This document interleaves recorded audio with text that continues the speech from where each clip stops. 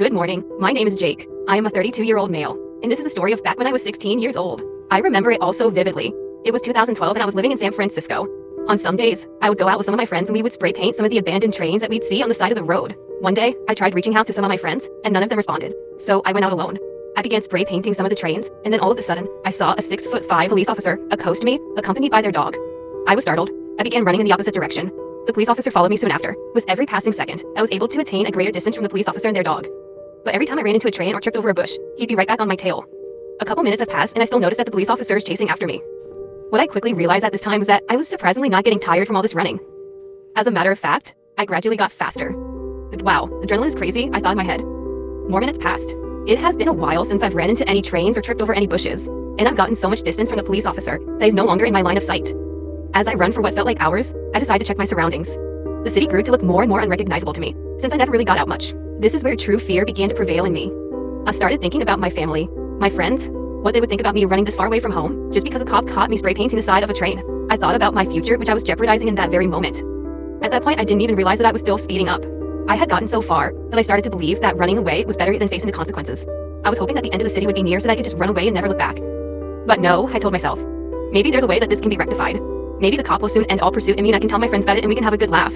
Yes, I began to elude myself. I got so caught up in my thoughts that I actually ran straight into a stationary train. Fear quickly began to set back in again. This time, it was way worse than before. In just a split second, the cop was somehow able to arrive where I was, sprawled out on the floor, and was able to get me. This is when my heart sunk straight down into my stomach. Billions of thoughts started running around in my head at a million miles an hour. I thought, this is it? How could I? I'm sorry, Mom. I'm sorry, Dad. I'm sorry, Lucy. I'm sorry, Fresh. I'm sorry to everybody I've shamed and hurt. I never meant for things to go this way. This part of the story still confuses me to this day.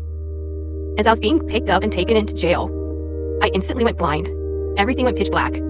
I started to panic. I started screaming, flailing my arms, hoping that someone would help me. I was even asking the cop who was taking me away for help, but nothing worked. But then shortly after, I lost my hearing. Then after that, I lost all feeling. It was as if somebody just threw me out into the darkest point in space. At this point, I had no words. I just witnessed reality and everything I thought I knew about it crumble and disappear. All I could think about was God in that moment. I was thinking, is this death? Is this what death feels like? If so, I don't like it one bit. Suddenly, I felt my body being shaken. I woke up, and it was my friends. They looked so concerned for my well-being. According to their testimony, they came out and they found me passed out next to the train. It must have been a really bad dream.